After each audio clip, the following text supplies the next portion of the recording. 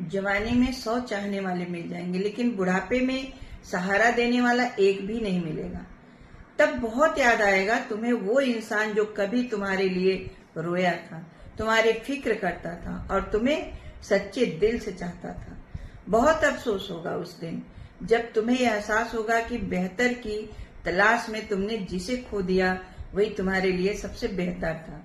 इसीलिए रिश्तों को कद्र वक्त रहते ही कर लेना चाहिए, क्योंकि सच्चे लोग बार बार जिंदगी में नहीं मिलते। राधे राधे। जब घर में सास और बहू की छोटी छोटी बातों पर रोज तकरार होने लगे तो सबसे ज्यादा शोर घर में नहीं, एक बेटे के दिल में होता है। एक तरफ वो माँ होती है जिसने अपनी पूरी जिंदगी उसे पालने में लगा देती है, दूसरी तरफ वो पत्नी होती है जिसने उसके साथ पूरी जिंदगी बिताने का सपना देखा होता है।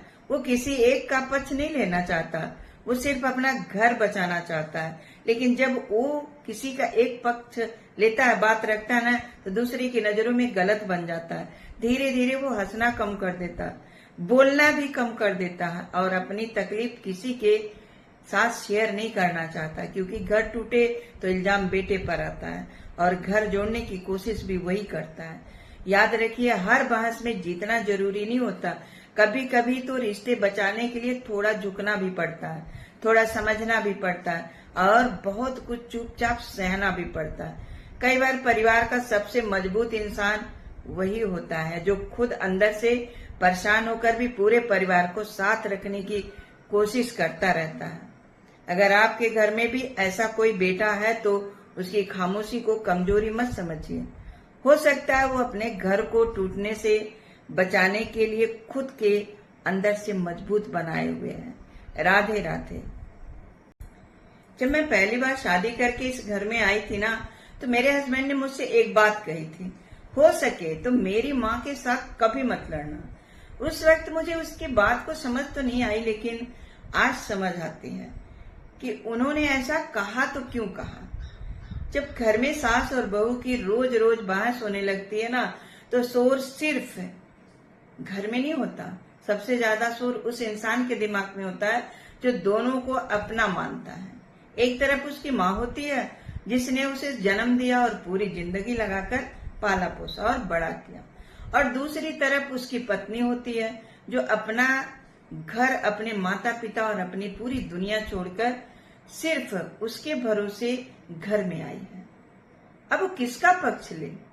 अगर माँ का पक्ष लेता है तो पत्नी को लगता है इस घर में मेरा कोई नहीं है, और अगर पत्नी का पक्ष लेता है तो माँ के दिल में सवाल उठता है, जिस बेटे को इतने सालों तक पाला, क्या अब बुढ़ापे में वही मेरा सहारा नहीं बनेगा? इसीलिए कई बार वो बेटा किसी का पक्ष नहीं लेता, बस चुप हो जाता है। धीरे धीरे उसका हंसना कम हो जाता है और बोलना भी कम हो जाता है। वो घर में होते हुए भी मन से कहीं दूर रहने लगता है, क्योंकि सच तो यह है कि उसकी माँ भी उसकी दुनिया है और उसकी पत्नी भी उसकी दुनिया है। वो किसी एक को हराकर दूसरी को जिताना नहीं चाहता, तो बस इतना चाहता है कि जिन दो औरतों से उसकी दुनिया बनी है ना, वो दोनों एक दूसरे को समझें। इसीलिए माँ से भी यही कहना है, बहू को बेटी जैसा अपनाने की कोशिश कीजिए, और बहू से भी यही कहना है कि सास को सिर्फ सास मत समझिए।